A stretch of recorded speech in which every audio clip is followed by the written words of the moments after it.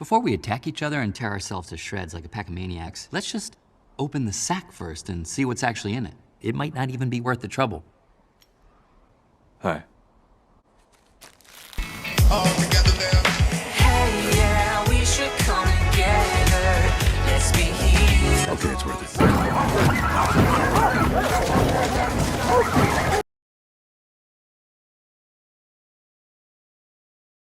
So this entire time, it wasn't actually LeBron James.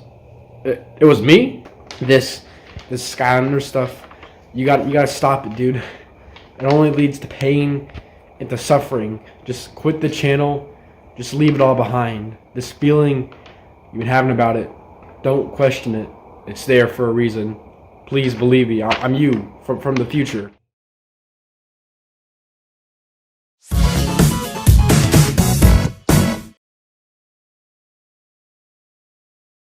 And his name is John C.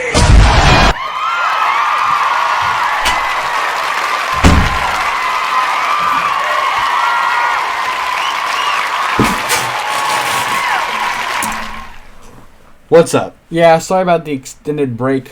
My bad. Say hello to Jeff. Jeff's back there. Anyway, let's get to what this video is really about. You see, I recently been gone for a bit, so I did a bit of a rewatching of a show that you guys might know about. Anyway, let's get to it.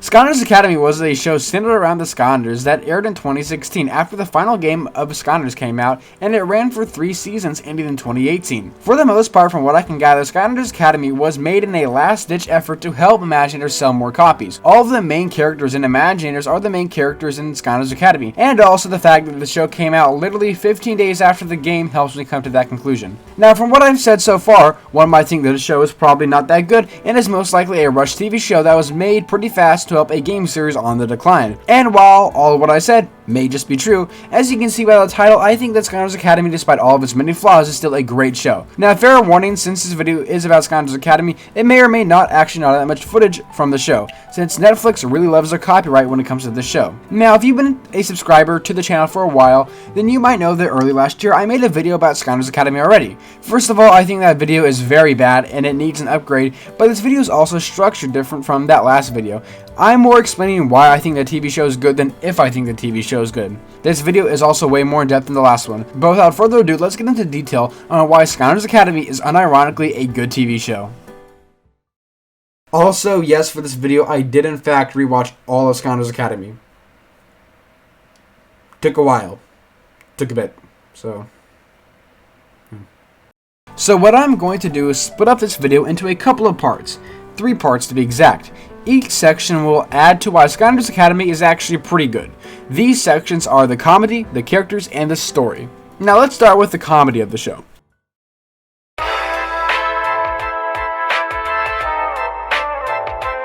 There are a few characters that really excel in the comedy of the show. That is Eon, Chaos, Glumshanks, and Flynn in Season 3. And really whenever Chompy Major's on screen, he's pretty funny. The rest of the characters have their moments for sure, but I feel like the characters mentioned really help out the show with their commentary.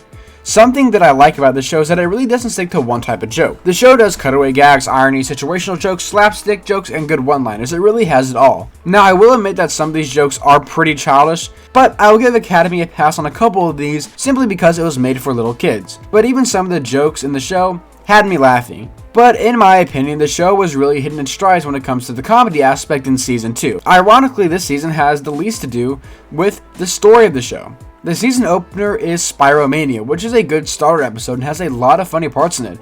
There's even this weird storyline where Spyro meets Bombshell and Spyro basically sacrifices himself. Spyro, holding a bomb with the bomb about to defuse, wraps himself around the bomb, all but expecting to die, I assume, only to find out that his scales are impenetrable. How lucky. Since Season 2, like I already mentioned, doesn't evolve itself from the story as much, we get more fun scenes and storylines like this in all the episodes. And that simply is because they don't need to tell the story all that much. Not like there is no story in Season 2, but we'll get there in the story section of the video. But back to the comedy. Still in Season 2, there is a whole episode where Jetpack thinks he has a son because a creature hatched out of his egg, despite the fact that this has never happened and the creature looks nothing like a bird. Oh yeah, and in this episode, Chaos finds a folder that says Chaos's dad on it. When they open the folder, him and Glumshanks, they find a picture of Glumshanks.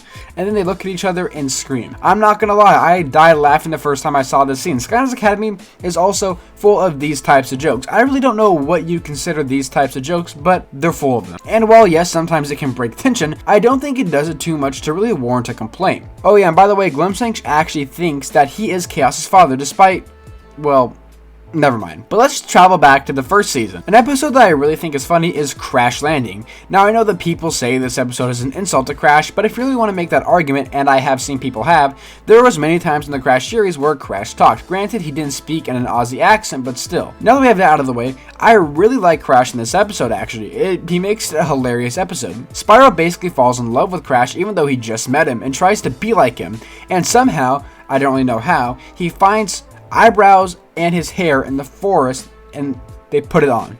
I don't know how he got all the clothes and stuff like that, but he puts on his clothes in the falling forest. It's a really weird scene. Something that I like about the show is that for the most part the characters are pretty self-aware when something kind of stupid happens. Like literally in the first episode, in the first seconds of the show, the narrator of the show makes fun of narrators and how they all sound the same. And later in the first episode, Spyro does a cliche water spit, and the person that he spits his water on literally just says, "Wow, thank you, that really helped out a lot." But you probably noticed that I haven't talked about Season 3 yet. Well, Season 3 still has the same comedy as the first two seasons, but it's a bit more downgraded because that season is more story focused. So I'll probably talk about more about Season 3 in the story section. But guess who gets introduced in Season 3? Flynn. Probably my biggest complaint with Academy is that why did it take them 3 seasons to put Flynn in the show? Like, Flynn, even though he's completely stupid, is still Flynn, and he's hilarious. In one of the Flynn episodes, Flynn actually saves Pop Fizz from getting eaten alive because some Greebles think he's a sacrifice for a lava god. Now, looking back at it, there is a bunch of weird side stories in this show, and it really helps out on the comedy aspect. The comedy of Skylanders Academy really makes it a better show, because for the most part, the comedy, gags, or jokes are usually pretty good, and they're actually better than I thought they were when I watched it. I will say I was pleasantly surprised with the jokes, and some of them actually got a good laugh out of me. Anyway, let's move on to the next section. Hey guys, real quick transition. I just want to announce that I'm finally giving away the Skylanders I said I would. The winner is for Spookable, so good job. Hopefully this will get to you soon.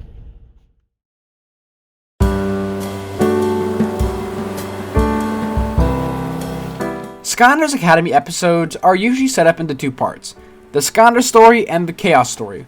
On the Skylanders side, the main characters are Spyro, Stealth Elf, Eruptor, Pop Fizz, and Jetvac. These 5 characters were chosen to be the main characters, and Eon and Hugo usually appear in each episode as well. And in Season 3, Flynn also becomes a main character. In the Chaos side, we obviously have Chaos, Glumshanks, and in later seasons, Chaos's mom, Chaos Andra becomes more of a main character, and in Season 3, Strikor obviously becomes a main character. Some other characters that we see a good amount of time are the Doom Raiders, who have some good characters like Chompy Mage and Wolfgang. I really like Chompy Mage and Wolfgang in Skylanders Academy, both having some episodes that revolve around them, and all of them are pretty good. But going back to the Skylanders side, I do pretty much like all 5 characters, except for one, which I'll get to in a second. But out of them, probably the most forgettable one is Jetvac. I feel like this is intentional though, just because it's a part of his character that he's boring. I forgot who said it, I'm pretty sure it was Spyro, but in the show he straight up says to Jetvac's face that he's the boring one of the group, so I guess his boringness is intentional. I mean, I guess it makes sense though because he is a military old school type of guy, so I guess it does make sense that Jetvac would be the boring one of the group, and we always need that boring one of the group to kind of make things a bit more realistic. So, Jetvac does his job pretty good.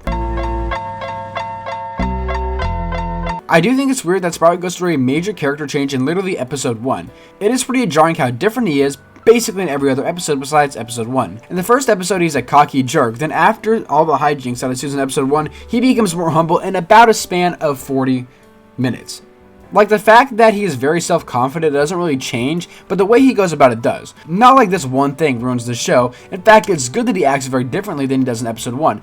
It's just kind of weird that they even added it in the first place. And then also he goes through an even bigger character change in Season 3, when he turns evil at the end of Season 2. I actually really like Evil Spyro. Evil Spyro has this comedic evil that comes with them. Hi, my name is what? My name is I don't really know what to think of Eruptor. His personality is that he gets mad easily. He even gets a solo episode about it. Eruptor is a good character though. He is more like a third wheel main character, however. Spyro and Stealth Elf, who we'll get to in a second, take more of a role than Eruptor, and more are in the forefront of the show. He basically is the least main character of the 3 main characters, which I'm fine with. Personally, I think that role fits him the best. Eruptor does have his moment. She gets a bigger role because she's the only person that suspects Spyro is evil, which is dumb because everyone should know that Spyro's evil. He got taken away by Chaos, then turns a different color, but no one thinks he's evil. One of my favorite episodes actually in the series, Days of Future Crash, barely even shows Stealth Elf.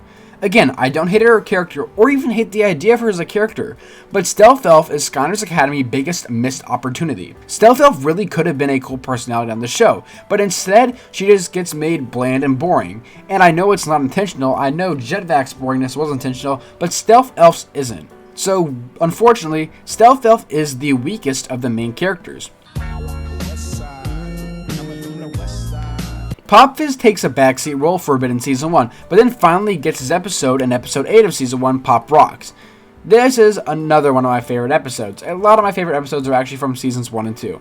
The plot revolves around Wolfgang and Pop Fizz. You see, Pop Fizz and Wolfgang actually used to be friends, and they made a band that gained some notoriety. But Wolfgang eventually wanted the band all to himself, and eventually Wolfgang started making music that would hypnotize anyone that would hear it. So now people would like Wolfgang's music, but not on their own will. Pop Fizz saw Wolfgang's descent into darkness and left Wolfgang and swore that he'd never be evil and became a Skylander, while Wolfgang went on to join the Doom Raiders. Dang, now that's pretty deep and surprisingly well written for a storyline about Pop Fizz. We later get another Pop Fizz episode in Season 2, The People vs. Pop Fizz, where Pop Fizz gets framed for a robbery, and he doesn't even remember if he did the robbery or not. Pop Fizz might have amnesia. Anyway, turns out the Chompy Mage did it all along, and boom, Pop Fizz gets freed from his arrestment, and the day is saved. Pop Fizz is definitely the most wacky and crazy character out of all the main characters, but he surprisingly goes through a lot in this series, like almost being eaten by some Greebles.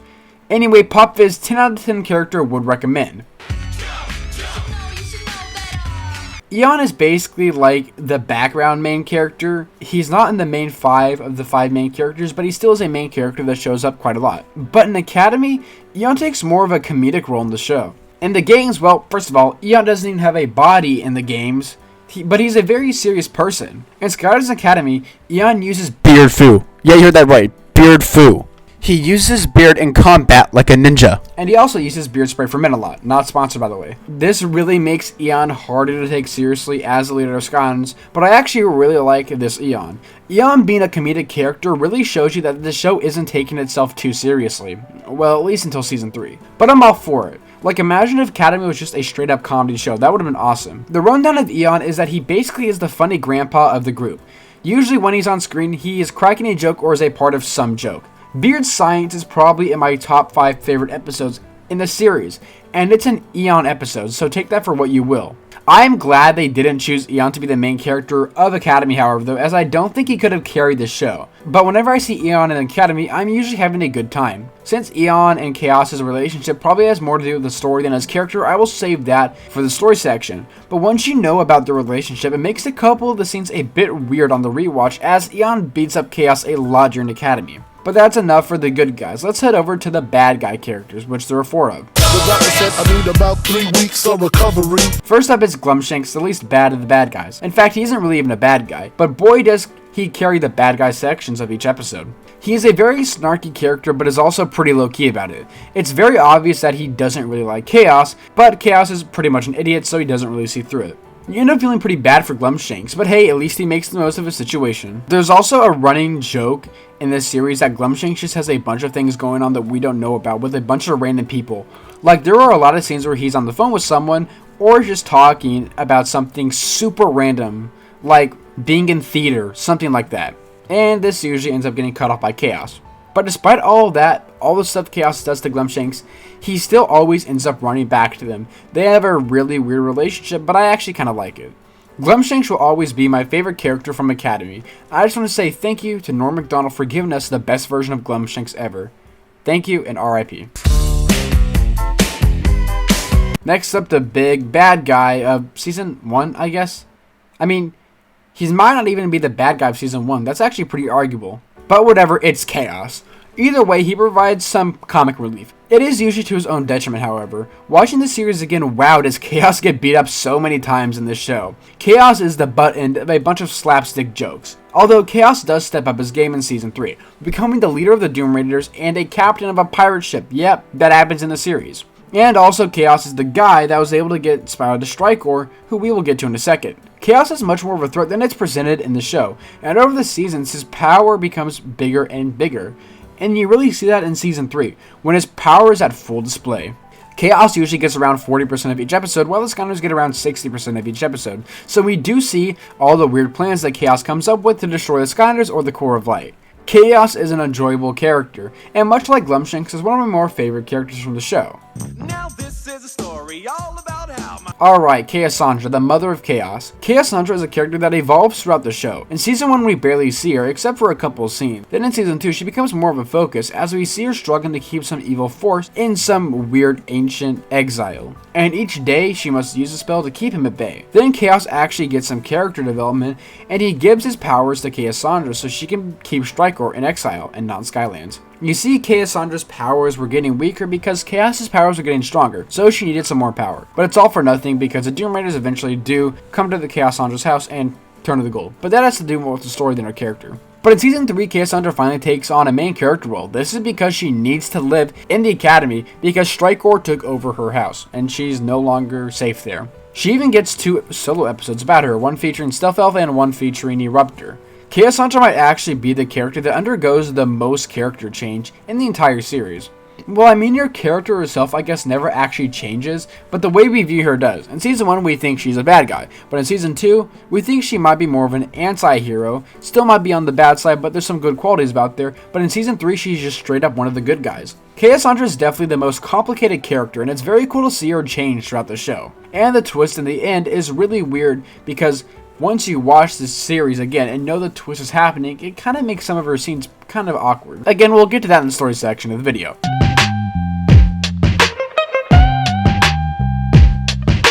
I almost just didn't even put Strikor in this section because he's only really a part of Season 3. I mean, he does get like one scene in Season 2, but that really doesn't count. It's like the last 5 minutes. Well, he's definitely the best villain when it comes to him being a threat. And something that I like about Strikor is that he does have clear motives, and there is a really cool scene in the beginning of Season 3 giving us a backstory on Strikor, and giving us a good picture of why he is the way he is. So now we know that he wants revenge on Ian and Chaosandra for banishing him. Strikor is special because unlike literally any other villain, he actually presents a threat to the Skylanders. So will Strikor be defeated in a big battle, in the final battle of the Skylands? Well, no. Eon and Chaosandra actually beat him in a duel that didn't really even seem that hard for them. You see, Chaos actually turns out to be the bigger threat than Strikor in the final minutes of Season 3. But whatever, it's a kid's show, I'll let it pass. That was the lowest point for Strikor though, when he did get beat by Eon and Chaosandra. But for the most part, Strikor is a pretty evil character and is a pretty scary villain, and a big threat. We see Strikor a lot in the series talking to evil Spyro and telling him what to do to destroy the other Skylanders and what he needs to do to try to find the map to the Lost City of Arcus. But just like Chaos, Strikor also beats up Glumshanks a lot, so at least they share that character trait. But with Strikor only being in the series for one season, there isn't too much to talk about with him. So now we move on to the final section of the video.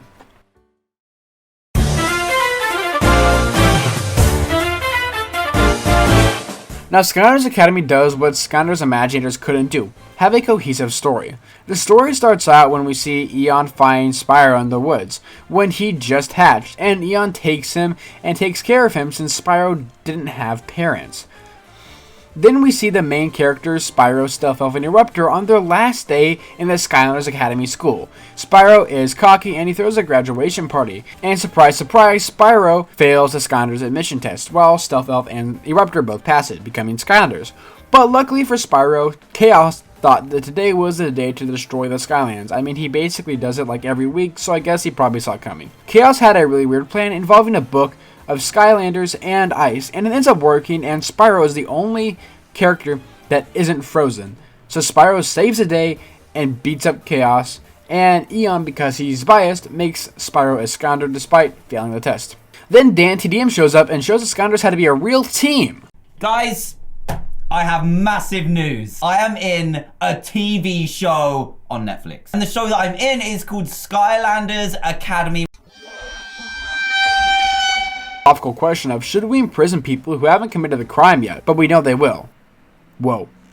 That got deep. Anyway, from his dimension to the Skylanders dimension. Who talks now? Spyro then gets a man crush on Crash and almost ends up making Crash not be able to go back to his home because he gets captured by Chompy Mage. Then the Skylanders find Chaosandra's evil spell book, and since Eon said that he needs an evil relic to send Crash home, the Skylanders give Eon this book and he's able to do the spell and he sends Crash home.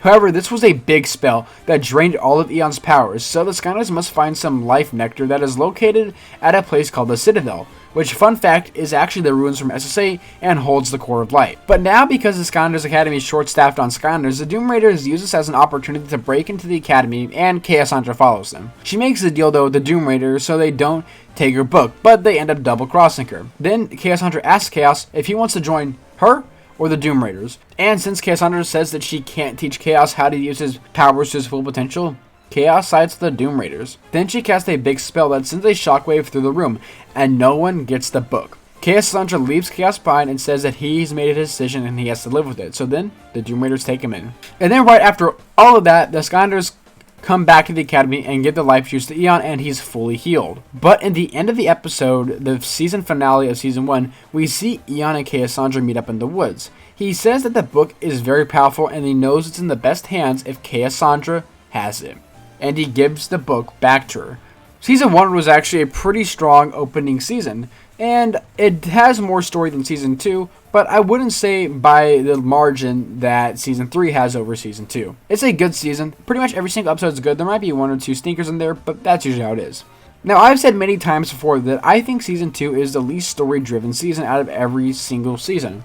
There was a lot more standalone episodes in each season than episodes that actually move the story forward. But the story of the season is that Spyro wants to learn more about his family and his ancestors because he never actually met them. And Eon is acting really shady about this. Meanwhile, Chaosandra's powers are getting weaker and weaker, and it's getting harder and harder for her to use his spells to keep Strikor in his banishment state. Right now, Chaos is with the Doom Raiders in the season, but one of the Doom Raiders, Brockaglide, eventually spills the beans to Chaos that the only reason why the Doom Raiders are keeping him is because they want to use him to find his mother's castle. But Chaos actually doesn't even know where his mother's castle is. Chaos finds Glumshanks though, and he goes back to Chaosandra's castle. And in order to get his mother's trust back, Chaos surrenders his powers to her so she can keep doing her work. In the second to last episode though, in the season, the Doom Raiders end up finding Chaosandra's castle because Dreamcatcher had a dream where Strikor told them where the castle's at. When the Golden Queen gets there, she freezes Chaosandra. But Chaos is able to escape, and he finds the room where Strikor is in, and Strikor says that he is his father. This obviously makes Chaos want to work with him, so Strikor gives Chaos even better powers than before, and he's able to stop all the Doom Raiders. But while this is going on, Spyro the whole season has kept on asking Eon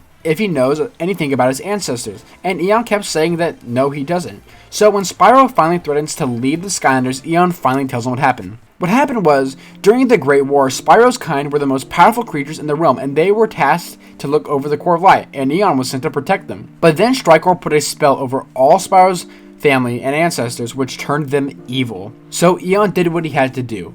He didn't want to kill them, because he cared about them too much. So he used all of his power to send the dragons to another realm, so he didn't have to hurt them. After hearing this news, and after Eon telling Spyro that he does know how to find his family, Spyro in rage goes to Malefor, the evil dragon, who rules the Outland. This is because Spyro knows the daughter of Malefor, Cinder, and he's gonna ask Malefor for help to see if he can send him to his ancestors. But obviously Malefor doesn't want to help Spyro out, since Spyro helped Cinder become a good guy. Then Malefor sends a message throughout the Skylands, and he says that he has Spyro, and the only way Spyro can return is if they give him back his daughter. Chaos also sees this message, and at this point Strikor is still in his banishment state, and to get out of his state he needs to suck the light out of a good-hearted creature, and Spyro is the perfect fit for this. So Chaos travels to Malefor, and at first Malefor obviously doesn't want to give up Spyro, but when Chaos says it's for Strikor, Malefor gives it some consideration. Then the Skylanders plus Cinder show up later, and after a couple of mind games, Malefor is able to actually capture Cinder and he flies away with her, leaving the Skylanders behind without Spyro or Cinder. Then we see in Chaosandra's castle that Chaos has brought Spyro to Strikor. Then Strikor sucks the light out of Spyro, and this finally frees him from his banishment. We see Eon talking to the Skylanders and saying how they must not keep secrets from another anymore. So he takes off his helmet to reveal that he has the same mark on his head that Chaos does. Now I know that I said this season has least to do with the story, and the story section of Season 2 might have sounded long, But that's because all of the story I just mentioned happens in the last 3 episodes, and the season is a 13 episode season. Which makes those final 3 episodes not that good in my opinion, as the rest of the season, because they have to put all the story in those 3 episodes. They could have instead stretched the story out the entire season. But now we only have 1 season left, Season 3. After coming off of Season 2, the least story-driven season, Season 3 is definitely the most story-driven season, and it's not really even close. This is most likely because they needed to wrap the show up for the finale season, and because the show was actually under new management after the previous 2 seasons. The story starts out literally right where Season 2 left off, with Eon and the Skylanders. He tells a story about how he, Cassandra, and Strikor were all friends at one point, but over the years, Strikor wanted to learn more magic and wanted to be more powerful. It got to the point where he purchased illegal spellbooks, and all this dark magic corrupted him and made him evil. So when the Great War happened, Eon and Cassandra fought against Chaos, but when Eon had the opportunity to destroy Strikor, he couldn't because he meant too much to him. Cassandra did open a dimensional rift where he was trapped, but the dark magic it took to keep Strikor in the rift turned Cassandra evil over the years. Oh yeah, and Strikor is Eon's twin brother. Then we get to Evil Spyro, Chaos, Strikor. You see, Strikor's plan is to find the lost city of Arcus and find the Iron Fist of Arcus and rule over Skylands with it. Strikor's first plan is to find Kingpin and torture him to make him talk, but the Skylanders save Kingpin before he talks. Then he sends Spyro to go to the Skylanders Academy to work as kind of like a double agent, and when the time is right, to show the Skylanders. But more importantly, he's there to find the map to the lost city of Arcus, which Strikor is convinced is in the Academy somewhere. Then later in that episode, it's revealed to us that Chaos actually left his dad and is now a pirate. He's also trying to find the map to the lost city of Arcus. I know it's a weird side plot. He's also in control of the Doom Raiders now and is a captain on the ship. Spyro then finds a box that's purple that he can't actually open but decides to keep it. This is important later on, I swear.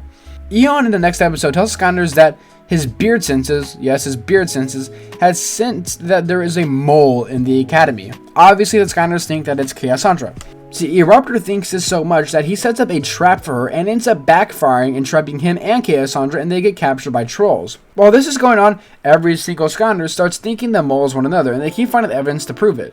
Stealth Elf, Popfizz, and Jetpack basically come to a stalemate and are just in a room showing evidence to each other on why each other is the mole, even though none of them are the mole. Back to Eruptor and Cassandra though, they end up having to fight in an illegal fight ring made by trolls. Yeah, then they have to fight each other after working together to beat everyone else in the ring. But they end up freeing all the prisoners in the ring and they all escape. And after all that, Eruptor finally thinks that Cassandra isn't the mole. Once everyone finally gets home though, Eon reveals that his beard senses were a bit off and the mole was actually an actual mole, a literal mole that dug into the academy. So Spyro gets off the hook for now.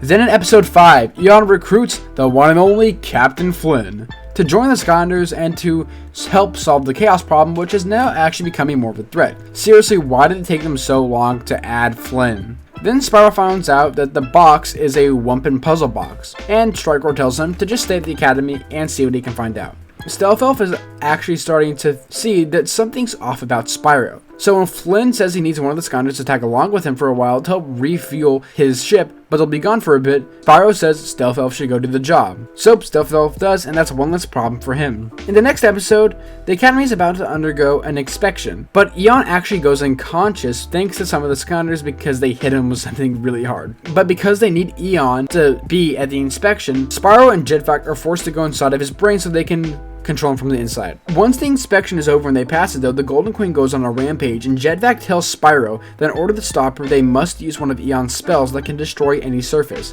Spyro now has the choice if he wants to aim the spell at the Golden Queen to save his friends or at the Wumpin puzzle box so he can open them, which he is now sure holds the map to the lost city of Arcus. He chooses to aim the spell at the Golden Queen. Spyro is slowly turning more and more good each episode. Then at the end of the episode, Sprocket takes Spyro and Jetpack out of Eon's body. Strikor's next plan is to turn Stealth Elf evil by putting an evil spell on something that she wears a lot. Spyro chooses a bracelet that she has. Well, Stealth Elf actually gives this bracelet to Cassandra, so when they go on a trip to the Falling Forest to get sap from the Tree of Life to help Kingpin recover from the fight he had earlier in the season, she turns evil. Cassandra turns evil and ends up fighting Stealth Elf and actually almost stabs Stealth Elf, but Spyro at the very end comes and takes off the bracelet off of Cassandra because he just couldn't let Stealth Elf die. Again, Spyro, despite being evil, is starting to turn more and more good each episode. But Spyro still can't open the Wumpin puzzle box, and Eruptor needs to finish a paper on the Wumpin Island, so Spyro uses this as an excuse to go back in time so Spyro can talk to Crash about the Wumpin puzzle box.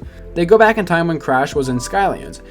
Eruptor, though, is too busy talking about the butterfly effect, and how they shouldn't change anything just in case it alters the future. Then Crash accidentally sends all of them back to the future, and the butterfly effect has taken full effect. And Glumshanks is now the ruler of Skylands, because with Crash not in Skylands in the past, they never actually stopped Chaos from acquiring their book, which later got in the hands of Glumshanks, which he was able to use to take over the Skylands.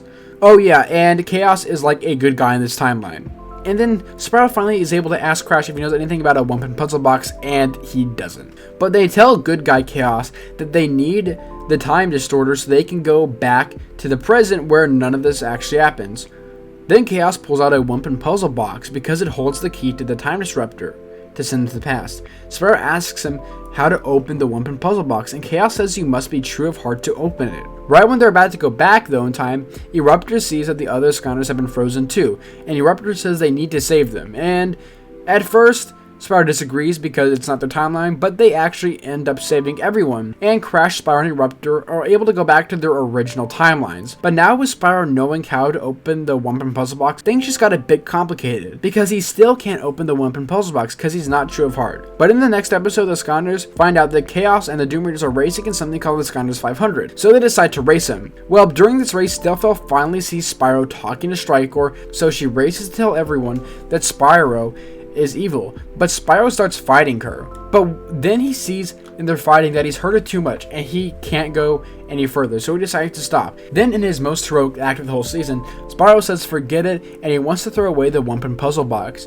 and just move on with his life and be with the Skylanders. But when he does finally do this, it finally opens because he is true of heart now, which indeed does have the map of Arcus in it. And then out of nowhere, Chaos appears and flies down from the sky and takes the map from Spyro. Then Stealth Elf wakes up because she was unconscious with her fight from Spyro, and she makes him unconscious and then tells the Skylanders that Spyro's evil. And then the Skylanders make a serum to make Spyro good, and they force feed it to him, which doesn't actually get rid of evil Spyro, but it splits Spyro in half. There are now two Spyros, one evil and one good. Then they start fighting, but while they're fighting, we cut back to Chaos's castle, and Chaos comes back, and Glumshanks actually has missed Chaos and gives him a big hug for some reason. But then Chaos gives the map to Strikor, and Strikor turns his back to Chaos and sends him through a portal because Strikor says he no longer needs him. Back to the fight though, Spyro's able to overcome evil Spyro and defeats him. But now we're in the end game. Strikor is going to the lost city of Arcus and the Skylanders follow. But the Skylanders need Cinder because of her tracking powers, and she can help them find the lost city of Arcus. Only problem is that, remember, Cinder is still with Malefor right now, but Malefor doesn't know that Spyro is now good, so Spyro uses this to his advantage and tricks Malefor. They're able to get Cinder and get out of there, and with their tracking powers, they're able to get to the lost city of Arcus. And they get there right when Strikor gets there. Oh yeah, I forgot to mention this, but Strikor made a bunch of Glumshanks clones and they're his army now. But it actually turns out that Chaos was able to escape the place that Strikor put him in thanks to Glumshanks. And Chaos gets there before anyone else. And he puts on the Iron Fist of Arcus. And then a giant mech suit comes out of nowhere and Chaos is able to control it. Chaos launches in the air and starts moving towards the core of light so he can finally destroy it.